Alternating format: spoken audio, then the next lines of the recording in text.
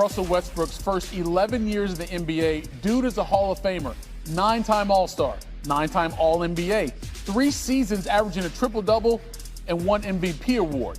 But ever since he left OKC 6 years ago, it seems fans and the media have gone out of their way to bring up all the things Russ is not. Whether it was with the Rockets, the Wizards, the Lakers, Clippers, or now the Nuggets, if something wasn't going right, you put it all on Russ. Now, don't get me wrong, my man is far from perfect, but he's always been and forever will be 100% him. He plays the game one way, hard, and you just have to accept everything that comes with it. Everything. Game 1 of Denver's first-round matchup with the Clippers was example number 1,360. Playoff game, Russ is out there doing all the things. You want that. How about that big offensive rebound and the putback? That was key. And then we're in transition. Russ takes it, no, and the Clippers have a chance. Didn't get a foul, didn't get the bucket. 30 seconds to go in the game. Russ, huge three to give Denver the lead. They were down 1, they go up 2. And then 8 seconds left. See the spacing? You got all that room. So Jokic is going to find you, and the Clippers were clearly willing to play with that. And then here Russ, can't get it off, and you're like, they needed a shot. They could have won the game in regulation. So we go to overtime. 10 seconds left. They're up 3. Clippers inbounding. And Russ comes off the switch, gets the hand on the ball off of Harden, and that turned the tide. Sealing the deal as the Nuggets get it done. Game 1 in OT. Russ is Russ. Defensively, he was absolutely incredible. He was playing free safety out there. And then offensively, a couple of times I thought he attacked. Maybe we could have pulled it out and executed, but that's what Russ does. He's going to play in attack mode. So I don't think he's going to change after 17 years. My job is to, they have the dynamic roller with Zoo and great cutters and the guys that catch lobs, and my job is to be able to be the low man and find ways to, excuse my language, You heard what he said, and that's literally what he does. He messes things up. This is playoff game number 123 for Russ, and he did something in this one he had never done before. That clutch 3 at the end of regulation was his first career go-ahead 3 inside the final 30 seconds of a fourth quarter overtime in his playoff career. Russ and the Nuggets, they shoot for a 2-0 lead over the Clippers Monday night. More now from the NBA Countdown crew. 112-110 in regulation. Westbrook hit a huge 3 at the end of regulation, made key several defensive plays. According to ESPN research, Clippers gave Westbrook an average of separation of almost 10 feet when he was taking 3-pointers in game 1. That's the most separation he's gotten on 3-point shots in a playoff game when taking at least 5 attempts since 2013-14. Russ finished with 15 points on 5 of 17 shooting. You just have to live. He's a guy that you're going to say, damn, come on, Russ. What are you doing? But the one thing you'll never, ever question about Russell Westbrook is his effort. Every time. He gonna give you every freaking thing he got. Full He's speed. gonna make some plays, like the play that like the Jokic triple-double, where he blows the smokes the layup. Now, the Nuggets got 18 seconds to get a shot, and they don't even get a shot off. Yeah. Russ, that's not like Russ, because Russ had a wide open 3. He passed it up, got caught between, like, damn, what the hell I do? And the clock run out. They're like, damn, Russ. But then he comes in, blocks a shot, challenges, gets 2%, gets a key steal, forces the ball off of James Harden. Russ is what won him this game. Yeah. Because he got a couple, remember, he got like 2 offensive rebounds. Aaron Gordon got 2 key offensive rebounds, and he hit that big 3 to put him up, too. Joe, what did you like about what you saw? Because the Nuggets were down by as much as, 13, 15? Yeah, the Clippers. Battled their way back into the ball game, and they ended up winning a very close ball game. The Clippers was controlling the game pretty much the entirety. I do think, Russ' energy and effort definitely helps the Nuggets, man. And I'm sure, he enjoys this win considering this against one of his former teams. You know what I mean? Yeah. So I'm sure he's happy about that. But this is going to be a long series as well. I thought the Clippers was right there to really pull away. You look at Kawhi; he's been playing pretty good ball. James Harden was playing great ball. Like they look good, man. They did. I think James Harden getting in foul trouble. I think Zubac's kind of getting a little foul trouble. That kind of took James out of his game, but James was sensational. 11 of 22, 4 of 9 from the three, perfect from the free throw line, 32 points, 11 assists, 6 rebounds. Zub, 21, 13. Kawhi, 22 and 6. Kawhi really had it going early. He did. He and James, they had it going early. He couldn't miss. He looked good too. The first quarter, then I think he ended up scoring like only 2 points in the second quarter. Yeah. But Aaron Gordon got going late. Jokic is Jokic. Jokic's going to be Jokic. Don't look. And they nobody defends him better than Zubac. And then you look up and you're like, hold on, damn. The man had 29, 12, and 9? And that guy defends him the best? Well, I hate to see the guy that defends him the worst. Zubac played a good game too, though. Zubac had 21 and 13. Like that's what. But see, if you play against Jokic, you got to go at him on the defensive end. Yeah, you got to make him work on both ends. Yeah. And the thing, but you notice late in that ball game, that fourth quarter, he started challenging more stuff. Whereas early in the ball game, he wasn't challenging. And you see Harden laying the ball up, Kawhi laying the ball up. Guys were laying the ball up. Now all of a sudden, look, bro, you almost 7 foot tall. Just go vertical. Just make him go up over you. Don't give him no layup line. Yeah. What you thought about watching the Nuggets? I mean, the game was good. The Nuggets played really well. Obviously, I look at Harden, right? Harden, where they control the game most of the game outside of towards the end. But hell, Harden had 32 and 11, but the Clippers turned the ball over 20 damn times.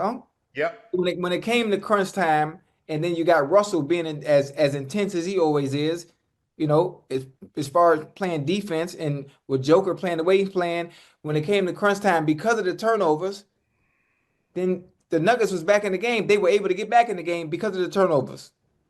Yeah. Game, I mean, it was good. This is one that's going to go to a 7-game series. And I think based on what I'm watching and the amount of knowledge that I've gained to this point, the turnovers are going to be key on who wins this series. Ask me how I know. How you know? Because if they didn't turn the ball over 20 times a night, the Clippers win this game. But I think you got to give. I think you, like you said last time, we was talking about what Detroit didn't do. Let's talk about what the Knicks did do. Well, in this situation, you talk about what they did. What happened? They weren't out there by themselves now, so somebody forced them into those turnovers. You see, all of a sudden, Russ playing pass lanes. All of a sudden, they started getting up into people. All of a sudden, it's not a layup line. You look at Aaron Gordon. He's got to go ahead, Joe. I say that altitude kick in.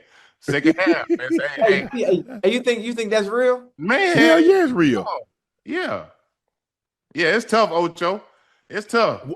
Why do you think fighters go to Arizona? Why do you think they go to Big Bear?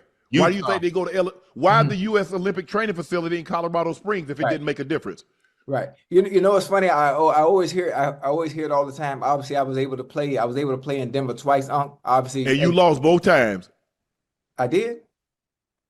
I don't remember whether the wins or losses, but as far as my winning, my conditioning, I'm not trying to be rude. I'm not trying to be disrespectful. I'm just saying it didn't affect me on the field as far as breathing is concerned. And obviously during a time like that, it was pressure on me to be able to perform because, you know, I'm going against 24.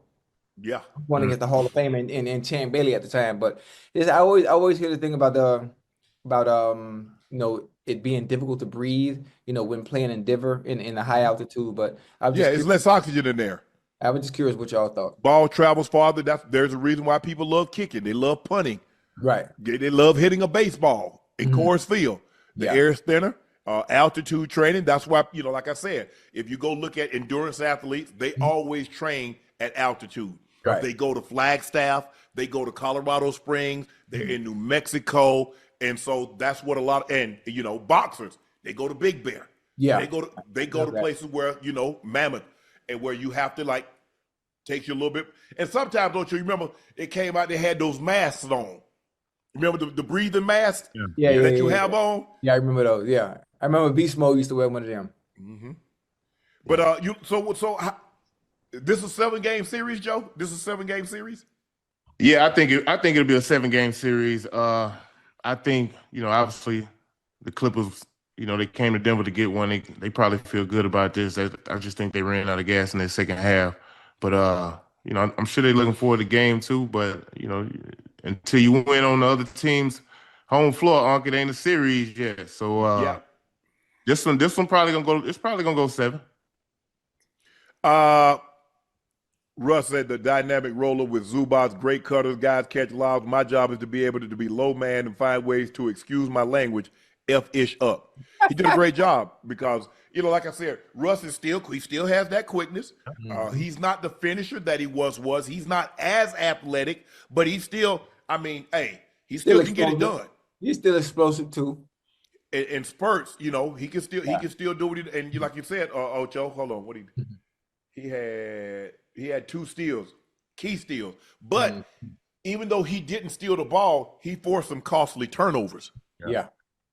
You know what? I'm happy for Russ too, having a game like he did today, where him being intense like he always is the reason why they won. Because just not too long ago, he was one of the reasons why they lost, based on his decision making. So this was good for him and give him the confidence he needs to go into the rest of the series, being aggressive like he always is, and doing what's best for not only him but his team as well. And you have Russ on your team at this point. You just got to accept what comes along with Russ. Yeah. He's going to make some plays, and you were like, that was unbelievable, son. That's how we win. And then he's going to have some plays like, Lord have mercy. I sure wish I went out and went to chapel this morning because you got to deal with it. You got to take the good with the bad. Yeah. You got to. Yeah. It's really Ocho, it's really that simple because he's going to make plays. Only he could have made that play. Yeah. Right. Yeah. And then on the other side, you're going to say only he could have effed it up. Hey, nobody else could have effed it up, but he did. So you got to take, it's kind of like Luka. People say, man, I wish Luka stopped flopping. I wish Luka stopped crying. I wish Luka, you got to accept it. Yeah. He's not going to stop. He can't stop. Right. That's part of him. He can't. Every time, if he doesn't make a shot, he going to look at the ref like, he looked at me. He ate a pasta for pregame, so that you ain't gonna call no foul. So you just live with it, and that's where I am on that right there. So Russ, you got to live with it because he's gonna make some spectacular plays, but he's gonna make some plays that leave you scratching your head. But the good thing about it though, the good outweigh the bad with Russ. The good plays outweigh the bad. Most time the bad ones come at opportune times when they shouldn't happen. And that might be the only issue. Yes. The Indiana Pacers blow out.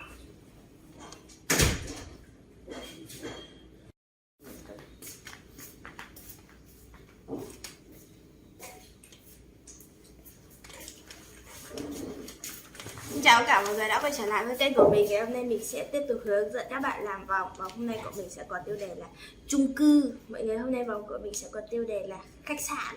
Bây giờ mới bắt đầu làm nha. Không cần đọc nữa đâu nhưng mà quen mồm rồi.